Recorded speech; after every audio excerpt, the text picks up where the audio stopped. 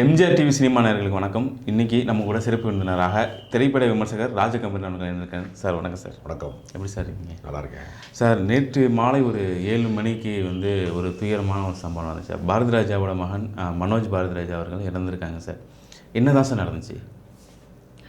இயக்குனர் பாரதி ராஜா தன்னுடைய மகனை எவ்வளோ நேசித்தார் அப்படிங்கிறதுக்கு ஒரு எடுத்துக்காட்டு அவருடைய திரைப்பட நிறுவனத்திற்கு மனோஜ் கிரியேஷன்ஸ் தான் பேர் வச்சிருந்தார். அவருடைய பல வெற்றி படங்களுக்கு அவர் திரைப்பட தயாரிப்பாளராக உருவெடுத்ததற்கு பின்பு மனோஜ் கிரியேஷன்ஸ் தான் நம்ம பார்த்த வியந்த எல்லா படங்களுமே. அது அலைகள் ஓய்வதில்லை, நிறையா படங்கள் நீங்கள் பார்த்தீங்கன்னா முதல் மரியாதை, இந்த மாதிரி படங்கள் எல்லாம் மனோஜ் கிரியேஷன்ஸ் தான் வரும். அவ்வளவு நேசித்தவர். அவர் திரைப்படத்துறையில் அவருக்கும் ஆர்வம் இருக்குது என்று தெரிந்தபோது தன்னிடமிருந்தால் வேலை செய்கிறதுல அந்த சென்டிமெண்ட் காரணமாக சரியாக இருக்காது அப்படிங்கிறதுக்காக மணிரத்னம்கிட்ட உதவி இயக்குனராக வேலை செய்வதற்கு இவரை அனுப்பி வைக்கிறார். அவர் இயக்குனராக வர வேண்டும் அப்படிங்கிறது தான். எப்படி சிவகுமாருடைய மகன் கார்த்தியும் மணிரத்னம் அசிஸ்டண்டாக இருந்தாரோ அது மாதிரி ஒரு அசிஸ்டன்ட் டைரக்டராக இருக்கிறாரு. இப்போ திரைப்படத்துறையில் அவர் ஒரு அப்பாவை போல் அப்பா தானே ரோல் மாடல். எந்த குழந்தைக்குமே அப்பா தான் ரோல் மாடல். கண்டிப்பாக சார். ஒரு இயக்குனராக வரணும் அப்படின்னு ஒரு கனவுல அவர் இருக்கிற போது பாரதி ராஜாட்ட இருக்கக்கூடிய ஒரு முக்கியமான பண்பு என்ன அப்படின்னா, அவர்கிட்ட வேலை பார்த்த அசிஸ்டண்ட்லேருந்து, அவர்கிட்ட வேலை பார்த்த கேமராமேன்லேருந்து யாரை வேண்டுமானாலும் ஹீரோவாக்கக்கூடிய ஒரு பெரிய ஆற்றல் இருக்கும். இப்போ எண்ணுயிர் தோழனில் ஒரு கேமராமேனை ஹீரோவாக. அதே மாதிரி தெரியும் நமக்கு பாக்கியராஜன் அவரோட அசிஸ்டண்ட்டு அவரை ஹீரோவாக்கினார். இப்படி எத்தனையோ பேரை அவர் நிழல்கள் ரவி வேறு யாராலையும், அதாவது சும்மா அது என்ன சொல்லுவாங்கன்னா, சாமி கும்பிட்றதுக்காக மீனாட்சி அம்மன் கோயிலுக்குள்ளே போகும்போது வழியில் பார்த்த ஒரு வளையல் கடை வச்சுருந்த பாண்டியன் ஆட்டோகிராஃப் வாங்குறதுக்காக ஃபாலோ பண்ண பாண்டியனையே வண்டியில் ஏற்றி கொண்டு போய் மண்வாசனையில் ஹீரோவாக்கி விட்டவர். அதனால் அப்படிப்பட்ட அவர் தன் மகனையும் கதாநாயகனாக ஆக்கணும் அப்படின்னு அவர் நினைத்ததில் தவறு கிடையாது. பட் அவருக்கு அது பொருத்தமான கதையாக இல்லாமல் பொருந்தாத ஒரு கதையாக அமைஞ்சு போச்சு. தாஜ்மஹால் பாரதி ராஜாவுடைய லைஃப் ஹிஸ்ட்ரியில் அவர் ஒரு குறைந்த நாட்களில் படம் எடுக்கக்கூடிய இயக்குனர். இப்போ இருக்கக்கூடிய இயக்குனர்கள்லாம் 200 நாட்களுக்கு மேலே தான் எல்லா படமும் எடுக்கிறாங்க, பெரிய டைரக்டர்லாம்.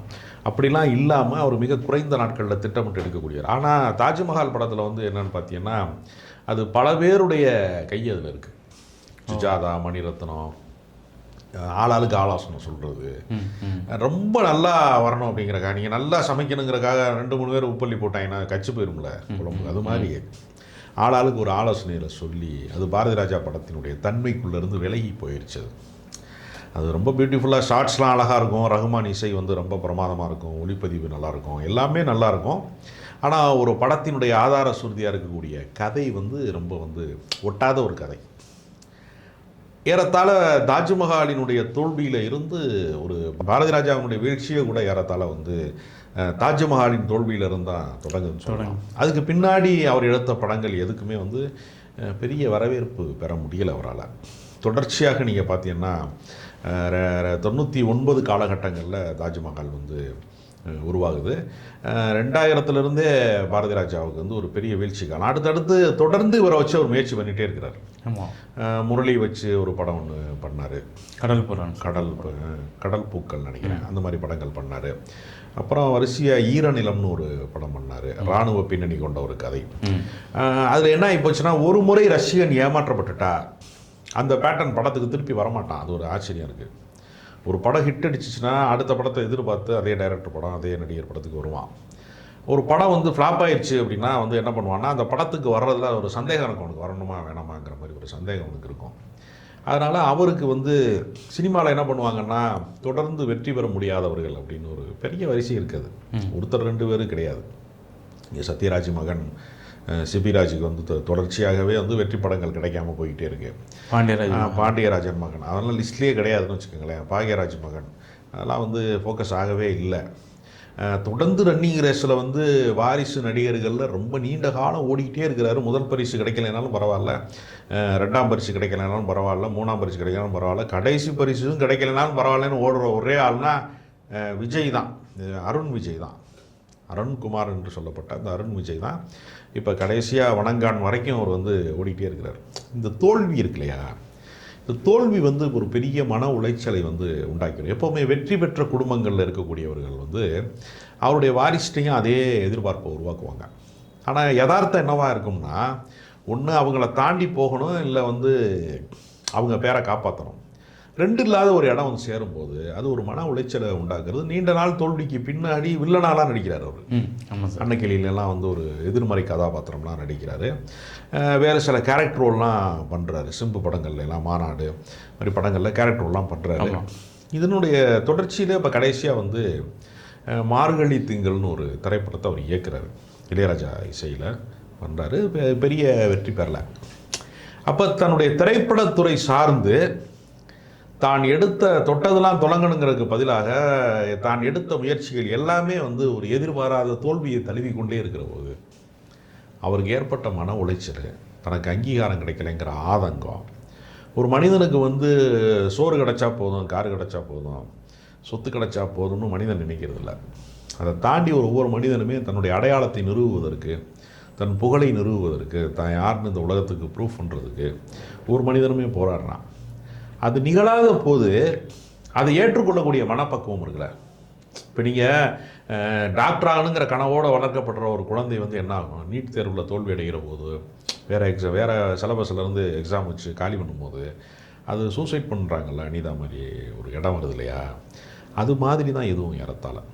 கிட்டத்தட்ட வந்து என்னென்னா அவருடைய அந்த சினிமா வாழ்க்கை அவருக்கு வந்து நிறைவேறாத அந்த ஆதங்கம், அந்த கோபம், அந்த இயலாமை, இதெல்லாம் அவருக்கு ஒரு தீவிரமான மன உளைச்சலை உண்டாக்கி அதிலிருந்து தப்பிக்க முடியாத ஒரு இடத்துல அவர் வந்து இறந்துட்டாருங்கிறது தான் உண்மை. Okay sir. அவர் வந்து இப்போ சிவப்பு ரோஜாக்கள் 2 போன்ற படங்கள்லாம் இயக்கிறதா இருந்துச்சு. இல்லை, இன்னும் எப்பொழுதுமே ஒரு விஷயம் என்னென்னா, ஒருத்தனை வந்து ஒரு 10 பேர் சேர்ந்து துரத்தும் போது ஒரு பெரிய பள்ளத்தை ஒருத்தன் வேகமாக தாண்டிடுவான். அதே பள்ளத்தை ரொம்ப நிதானமாக வந்து கூப்பிட்டு வந்து எங்களுக்குள்ள இப்படி தாண்டுங்க அப்படின்னு சொன்னால், ஐயோ இவ்வளோ பெரிய பள்ளத்துலையா, நானா விழுந்துட்டேன்னா என்ன பண்ணுறதுன்னு கேட்பான். ஒரு மனித வாழ்க்கையில் வந்து ஒரு முறை நிகழ்கிற ஒரு இன்சிடெண்ட் வந்து திரும்ப நிகழ்த்த முடியுமான்னு ஒரு கேள்வி இருக்குது. ஷோலேங்கிற படத்தை வந்து மறுபடியும் ரீமேக் பண்ணாங்க இந்தியில். அது எவ்வளோ பெரிய ஹிட்டு ஷோலே. வந்து அமிதாப் பச்சனை வந்து சூப்பர் ஸ்டார் ஆகின படம். அது ஒர்க் அவுட் ஆகலை. நம்ம ஊரில் இருக்கக்கூடிய முதல்வன் படத்தை கொண்டு போய் இந்தியில் எடுத்தாங்க. அது பெரிய அட்டர் பிளாப். இங்கே எப்போவுமே என்ன ஆகும்னா, வந்து போல செய்தல்னு சொல்லுவாங்க, ஒன்று மாதிரி இன்னொன்று உருவாக்குறதுன்னு ஒன்று சொல்லுவாங்க. அதை வந்து உருவாக்குறது ரொம்ப சிரமமான விஷயம். நான் ஒப்பீடுங்கிறது இருக்கு பாருங்க, அது உலகத்தில் வந்து ரொம்ப துயரமானது. நீ அவன் மாதிரி இல்லை, நீ இவன் மாதிரி இல்லை, உங்கள் அப்பே மாதிரி நீ இல்லை அப்படி சொல்கிறது இருக்குல்ல. இன்னொருத்தர் மாதிரி நீ ஏன் இல்லை அப்படின்னு கேட்குறது ஒரு பெரிய வன்முறையும் கூடாது. ஏன்னா இந்த உலகத்தில் ஒருத்தர் மாதிரி இன்னொருத்தர் இருக்கவே முடியாது. ஒருத்தர் எப்படி நமக்கு கைரேகை வேறுபடுதோ அது மாதிரி நம்மளுடைய ஒருத்தருடைய தன்மைகளும் வேறுபட்டுக்கிட்டே இருக்குது. இவ்வளவு கோடி பேர் ஜனங்க இருக்கிறான். ஒவ்வொருத்தருக்கும் வேறு வேறு முகம் இருக்குது, வேறு வேறு நிறம் இருக்குது, வேறு வேறு குணம் இருக்குது. நம்மளாக சொல்லிக்கிடுவோமே தவிர ஒரு 7 தலைமுறை இருக்குங்க, அதோட சாயலில் அவங்க அப்பா அவங்க தாத்தாவோட சாயலில் வரைக்காங்க அப்படி சொல்லிக்கிறது சந்தோஷப்பட்டுக்குவோம். ஆனால் தனித்தன்மைன்னு ஒன்று மனிதனுக்கு இருந்துக்கிட்டே இருக்குது. அதனால் யாரோடையும் ஒப்பிடக்கூடாது. ஏன்னா கடவுள் வந்து ஜெராக்ஸ் எடுக்கிறவர் கிடையாதும்பாங்க. ஒரு இயற்கை வந்து படைப்பை உருவாக்குற போது ஒன்று மாதிரி ஒன்று உருவாக்கலை. ஒரு ரோஜா பூவை இன்னொரு ரோஜா பூவுக்கு ஒப்பிடாது, ஒவ்வொரு பூவும் தனித்தன்மை வாய்ந்ததுலாம் சொல்லுவாங்க. அது மாதிரி தான் இது. பாரதி ராஜாவோட மனோஜை ஒப்பிடுவதனால ஏற்பட்ட மரணம் கூட நான் அதை சொல்லுவேன். அது அந்த மன உளைச்சல் தந்த மரணம் என்று கூட நான் அதை சொல்லுவேன்.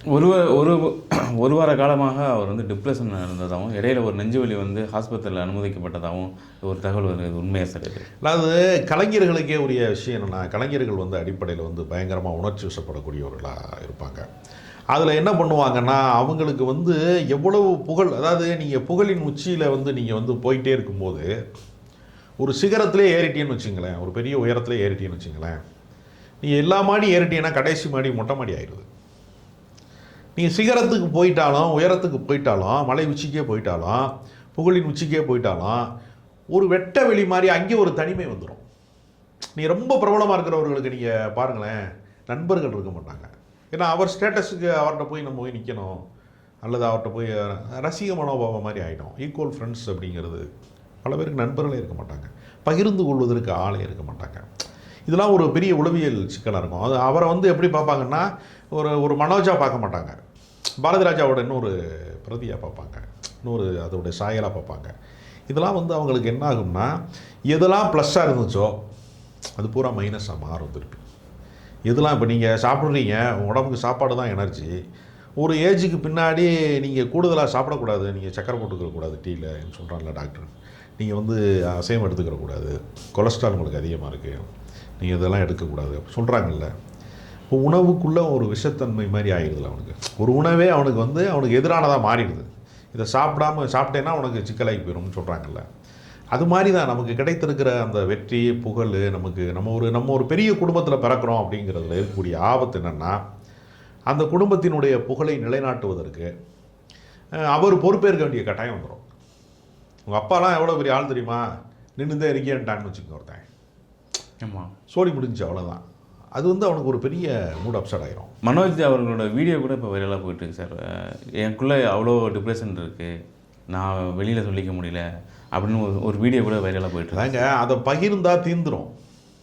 நீங்கள் எல்லாரும் இந்த உலகத்தில் நம்பர் 1 ஆக முடியுமா? இயற்கையோட நியதிப்படி பாருங்களேன், எல்லாரும் நம்பர் 1 ஆக வேண்டிய அவசியமே கிடையாது.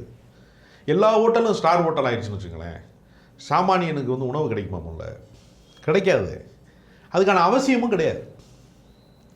எதுக்கு மனோஜ் வந்து எதுக்கு பாரதிராஜாவாக மாறணுங்கிற அவசியம் இல்லைல்ல, எதுக்கு பெரிய நடிகன் ஆகணுங்கிற அவசியம் இல்லை. அவங்க அப்பா வந்து இவர் வாழ்நாளில் இன்னும் பல தலைமுறைக்கான பொருளாதாரத்தை சொத்துக்களை சேர்த்து வச்சுருக்காரு, மகிழ்ச்சியாக வாழ முடியும். என்னென்னா அது அந்த கண்ணதாசன் வரியில் சொன்னது மாதிரிமே, மனித ஜாதியில் துயரம் யாவுமே மனதினால் வந்த நோயடா. நம்ம மன உளைச்சல் தான் எல்லாத்துக்குமே அடிப்படை. நம்ம மனது வந்து ஒன்றை விரும்பிச்சோம்னா கிடைக்கலைன்னா அது ஏதோ உலகத்தினுடைய ஒட்டுமொத்த தோல்வி, நம்ம தூக்கி எறியப்பட்டோம், நம்ம வந்து ஒரு பெரிய அதல பாதாளத்தில் வந்து நம்ம விழுந்துட்டோம் அப்படின்னு ஒரு ஆதங்கம் இருக்குல்ல. இதை வந்து நண்பர்களோட பகிர்ந்து கொள்வதன் மூலமாக, கவுன்சிலிங் மூலமாக, குடும்பத்தோடு இருக்கக்கூடிய குழந்தைகளோட, இப்போ பாருங்கள் 2 பெண் குழந்தைகள் அவருக்கு. 2 பெண் குழந்தைகளும் வந்து இனி தகப்பன் இல்லாமல் அவருக்கு சாகிற வயது கிடையாது. சாவுக்கு வயதே கிடையாதுனாலும் அவர் சாகிறதுக்கான வயது கிடையாது. 48 வயது, 76 தான் அவர் பிறந்திருக்கிறாரு.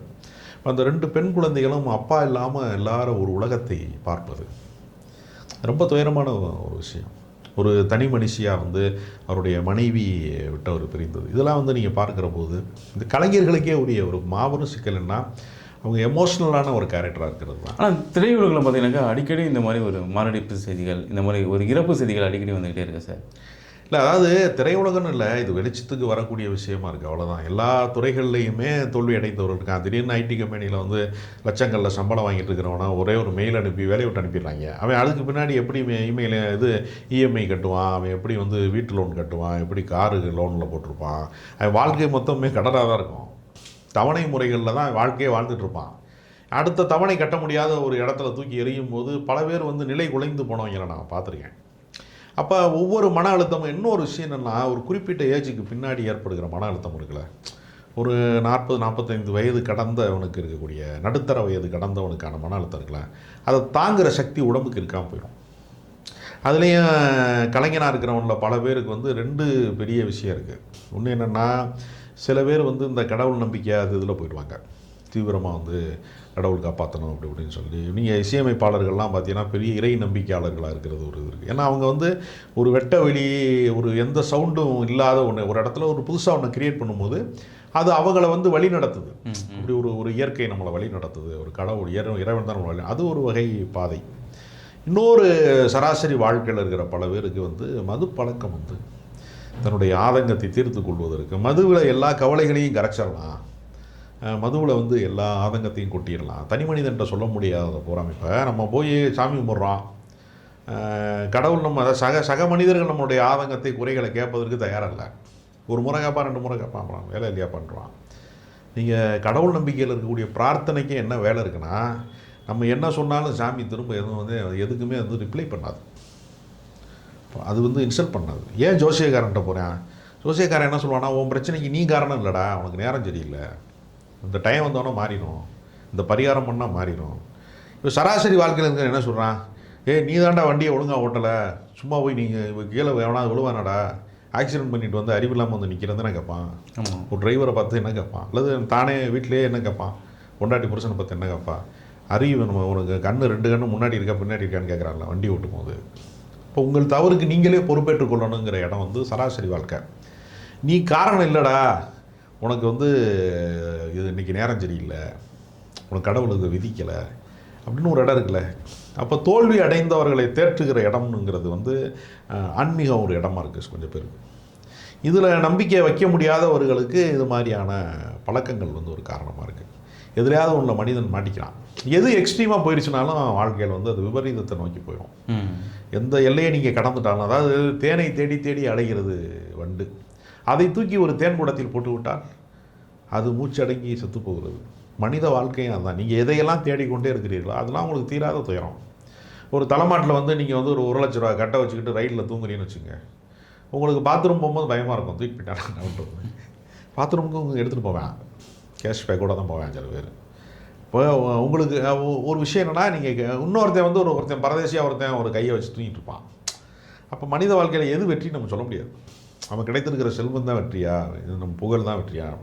அப்புறம் புகழ் நிலைக்காதவர்கள், செல்வம் நிலைக்காதவர்கள், இது வந்து நீடிக்காதவர்கள்னு இருக்காங்க எல்லாருமே. ஆனால் அவர்களெல்லாம் வாழ்க்கை எதிர்கொள்ளதே இல்லை. சராசரி மனிதர்களுக்கு இருக்கக்கூடிய தைரியம், தன்னம்பிக்கை, ஒரு பிரச்சனையை எதிர்கொள்வது அப்படிங்கிறது இருக்குல்ல, அதை வந்து இவங்களால கடக்க முடியலை. இப்போ நீங்கள் எங்கே போனீங்கன்னாலும் உங்களை அடையாளம் கண்டுபிடிக்கிறாங்கன்னு ஒரு விஷயம் இருக்குல்ல. இப்போ நீங்கள் அடையாளமற்ற மனிதராக இருக்கீங்க, போய் ரோட்டு கடையில் டீ சாப்பிட்லாம், பீச்சுக்கு போகலாம். ரஜினிகாந்த் பீச்சுக்கு போக முடியுமா? முடியாது, போக முடியாது. நீங்கள் போய் சும்மா போய் சுத்த முடியுமா? ஒரு தேட்டரில் போய் வந்து ஏஆர் ரஹ்மான் போய் படம் பார்க்க முடியுமா? பார்த்தா கூட்டம் வரும் அவருக்கு பின்னாடி, அது டிஸ்டர்ப் ஆகும். புகழுக்கு அவங்க கொடுக்குற விலை இருக்குல்ல, அது மாதிரி தான் பாரதிராஜா என்கிற ஒரு பெரிய கலைஞனுடைய புகழுக்கு இவர் அந்த இடத்துக்கு வர்றதுக்கான முயற்சியில் ஏற்பட்ட பின்னடைவு, அதுக்கு கொடுத்த விலை தான் இந்த மரணமே. அப்படி தான் நம்ம பார்க்க வேண்டியது. அதனால் எந்த தோல்விக்கும் வந்து நம்ம வந்து ஒரு இடத்துல நின்றக்கூடாதுங்கிறது தான் இதில் இருக்கக்கூடிய செய்தி. நம்மளை பொறுத்தவரையில் என்னென்னா, ஒரு பாதை வந்து அடைபடுது அப்படின்னா இன்னொரு பாதை திறக்கும். ஒரு கதவு மூடி இருந்தால் இன்னொரு கதவு திறக்கும். இதுதான் வாழ்க்கை.